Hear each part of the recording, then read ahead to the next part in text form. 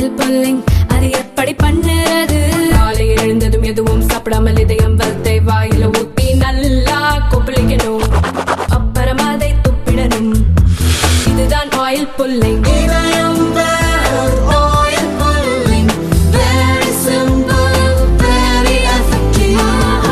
பெண்களுக்கு பல்வேறு திட்டங்களை நிறைவேற்றி தந்திருக்கிறார். பெண்கள் எல்லாம் இன்றைக்கு மகிழ்ச்சியாக இந்த ஆட்சியில் இருக்கிறார் என்று. இதற்கெல்லாம் அடிப்படை காரணம் என்ன? நம்முடைய ஒப்பற்ற தலைவர், என்றைக்கும் நம்முடைய நினைவிலே வாழுகிற தலைவர் கலைஞர் தான் முதல் இந்த பெண்களுக்காக ஆட்சிக்கு வந்தவுடன் பல்வேறு திட்டங்களை செய்தவர். உங்களுக்கெல்லாம் தெரியும், கலைஞர் பராசக்தி படத்திற்கு வசனம் எழுதியவர். பராசக்தியிலே ஒரு கேரக்டர் வரும், ஒரு பாத்திரம் வரும், கல்யாணி என்கிற பாத்திரம், ஒரு இளம் விதவை. அந்த காட்சி பராசக்தியிலே வருகிற போது இன்றைக்கும் அந்த படத்தை பார்த்தால் எப்பேற்பட்ட கல்நெஞ்சம் படைத்தவனும் உருகி கண்ணீர் மல்கக்கூடிய அளவுக்கு அந்த பெண்ணுடைய நடிப்பு மட்டுமல்ல, அந்த பெண்ணுக்கு ஏற்பட்ட நிலையெல்லாம் அன்றைக்கு ஏறத்தாழ 72 வருடத்திற்கு முன்னால் தலைவர் தன்னுடைய படத்திலே எழுதி காட்டினார். படத்திலே எழுதியதோடு நின்று விடவில்லை. ஆட்சிக்கு வந்தவுடன் இங்கே கூட சொன்னார்கள், தளபதி 1000 ரூபாய் கொடுக்கிறார், இதை கொடுக்கிறோம் அதை கொடுக்கிறோம் என்று. ஆனால் இன்றைக்கல்ல, அண்ணா மறைந்த பிறகு 1969 கலைஞர் ஆட்சிக்கு வந்தவுடன் இன்றைக்கு இருக்கக்கூடியவரெல்லாம் மறந்து போயிருப்பார்கள். முதலிலே 70ஆம் ஆண்டிலே ஒரு உத்தரவு போட்டார். இந்த நாட்டில் இளம் விதவைகள்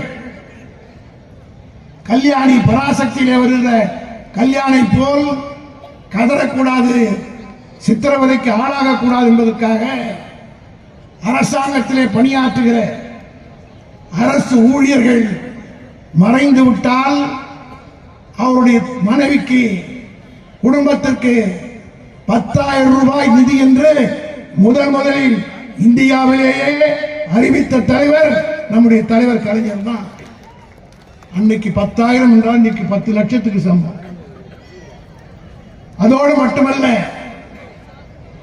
பெண்களுக்கெல்லாம் விதவிகளுக்கு அப்படி ஒரு சூழ்நிலை ஏற்பட்டு விட்டால் அரசாங்கத்திலே கம்பேஷனட் கிரவுண்ட் என்று சொல்வார்கள்.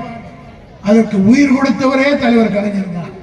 அப்பதான் கலைஞர் சொன்னார், இந்த பெண்ணுக்கு நான் நேரடியாக எந்த உதவியும் பெறவில்லை.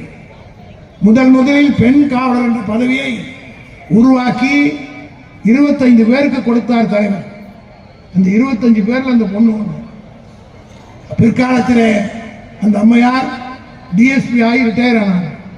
ஏன் இதை சொல்கிறேன் என்றால், ஒரு காரியத்தை, ஒரு நன்மையை பெண்ணுக்கு செய்தால் அதை நன்றியோடு இருப்பார் என்பதற்கு எமர்ஜென்சி நேரத்தில் நான் கண்கூடாக தலைவர் பக்கத்தில் நின்று பார்த்தவன்.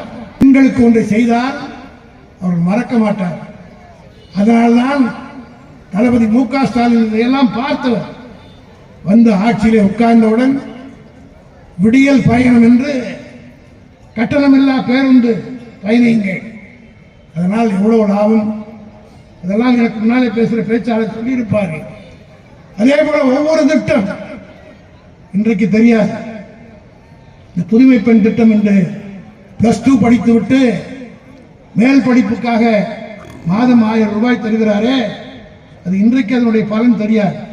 100க்கு 95 மார்க் வாங்கின பசங்க கூட வீட்டு வேலை செய்து பிழைக்கக்கூடிய, விவசாய தொழில் செய்யக்கூடிய பெண்களுடைய பிள்ளைகள் மேல் படிப்புக்கு போக முடியாமல் பாதியிலே டிராப் அவுட்ல போயிடுது. 600 மார்க் வாங்கிட்டு பெரிய இடத்துல வசதியா இருக்கு, எங்களை மாதிரி குடும்பத்தில் இருக்கணும்னு வச்சுங்க, 600 மார்க் வாங்கினாலே சீட்டு கிடைச்சுங்க, அவன் போய் படிச்சிடறான். ஆனால் வசதி இல்லாத காரணத்தினால் பல பேர் மேல் படிப்புக்கு போக முடியவில்லை என்பதை 21 தளபதி அவர்கள் கணக்கெடுத்த பிறகு 2022 சட்டம் போட்டார். மேல் படிப்புக்கு +2 படித்த பெண்கள் அத்தனை பேருக்கு மாதந்தோறும் 1000 ரூபாய் என்று அறிவித்து இந்த வருஷம் அடுத்த வருஷம் கம்ப்ளீட் பண்ண போகிறாங்க.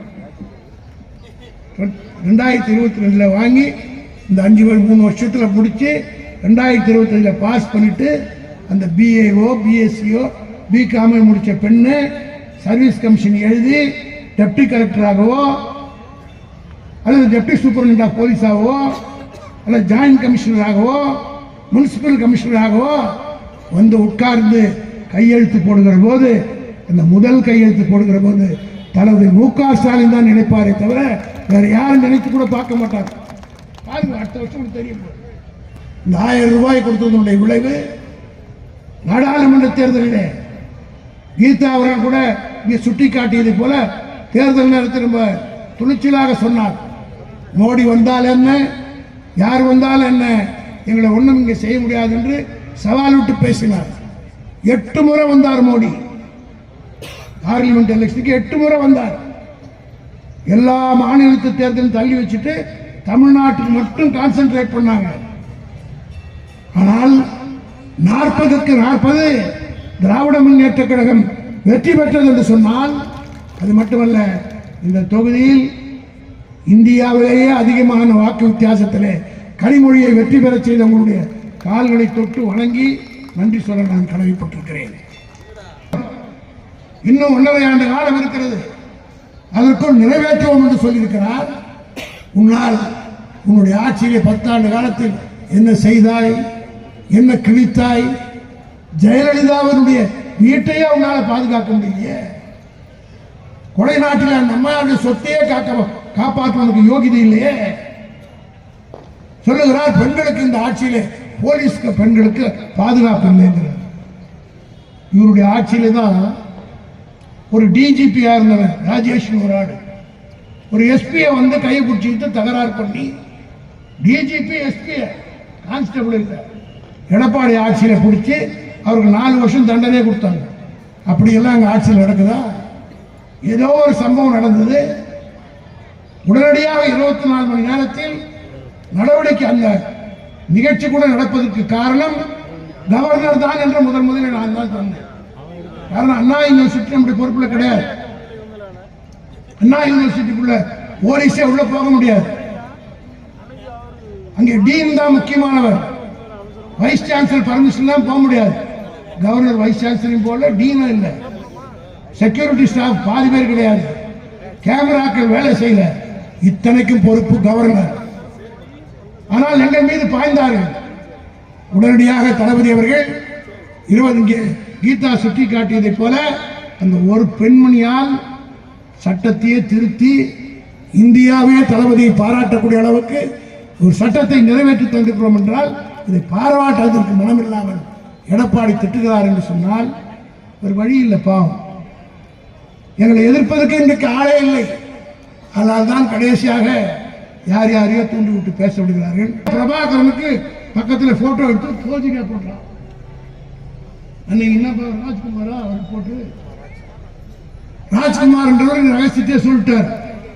நான் தான் அதை ஒட்ட வச்சே கொடுத்தேன். அதை வச்சுட்டு நல்லா வியாபாரம் பண்ணான். பிரபாகரத்தை படத்தில் பார்த்தவன் சீமான், பார்த்தவர் என்னை விட ரொம்ப சின்ன வயசு. அதனால அவன் என்னன்னு சொல்றது ஒன்றும் தப்பு இல்லை. மரியாதை கொலோக்காரல ஒரு கொலோக்கியெல்லாம் சொல்றான், அவ்வளவுதான். அந்த பிரபாகரனை இவர் படத்துல தான் பார்த்திருப்பார். ஆனால் பிரபாகரனை 1980களிலே சென்னையிலே ஒரு சாதாரண பிரபாகரனாக வந்து எம்ஜிஆர் ஆட்சியில் அவர் கைது செய்யப்பட்டார். டி நகரிலே 2 கோஷ்டிக்கு மத்தியிலே சண்டை ஏற்பட்டு பிரபாகரனுக்கு துப்பாக்கி சண்டை நடந்து பிரபாகரன் கைது செய்யப்பட்டு சைதாப்பேட்டை நீதிமன்றத்திற்கு ரிமாண்டுக்கு வருகிறார். கேள்விப்பட்ட தலைவர் கலைஞர் என்னிடத்தில் தொலைபேசியிலே தொடர்பு கொண்டு, பிரபாகரன் வருகிறான், கைது செய்து கொண்டு வருகிறார்கள், நீ என்ன செய்வியோ ஏது செய்வியோ அவனை ஜாமீன்ல எடுக்க வேண்டும், அவன் ஜெயிலுக்கு போகக்கூடாது, அவன் ஒரு மாவீரன், ஒரு போராளி, அவனை சிறையிலே தமிழ்நாட்டிலே அனுப்பிவிட்டால் ஈழத்திலே அவனுக்கு மரியாதை இருக்காது என்று கலைஞர் சொன்னார். இன்றைக்கு சொல்லுகிறேன் நண்பர்களே, அந்த பிரபாகரனை கைது செய்து போலீசார் கொண்டு வந்த நேரத்தில் நான் அன்றைக்கு வழக்கறிஞர் சங்கத்துடைய செயலாளராக இருந்து இன்னைக்கு மோடி சீமா சொல்றான் அவர் ஒன்றும் சும்மா இல்லை, காசு வாங்கி செஞ்சிருப்பார். உன் புத்தி எங்கடா போகும்? அவங்ககிட்ட பிரபாகரன் கிட்ட நீ சல்லி காசு கிடையாது, ஜாமீன் கொடுக்கறதுக்கே ஆள் கிடையாது. நீதிமன்றத்தில் நான் வழக்கறிஞர் சங்கத்தினுடைய செயலாளர் காரணத்தினால் அனைத்து வக்கீலிடமா மெமோ ஆஃப் அப்பியரன்ஸை கையெழுத்து வாங்கி நீதிமன்றத்தில் ஜாமீன் மனு போட்ட போது நீதிபதி நான் எப்படி விடுவது, இவர் இந்த ஊருக்காரர் இல்லை, ஜாமீன் கொடுப்பதற்கு உங்களுக்கு ஆள் இல்லை, ஆகவே விட முடியாது என்று சொன்னார். வாதாடி போராடி அத்தனை பேரும் நான் கோட்டை கழட்டி விட்டு நானே ஜாமீன் அவரை ரிலீஸ் பண்ணி அந்த பிரபாகரனை உள்ளே போகாம 1 மணி நேரம் கூட லாக்கப்ல வைக்காம எடுத்து விட்டவன் கலைஞருடைய சீடனாகிய நான் பாரதியை தவிர சீமானோ எவனோ கிடையாது. அன்னைக்கெல்லாம் அவன் எங்க இருந்தானே தெரியாது.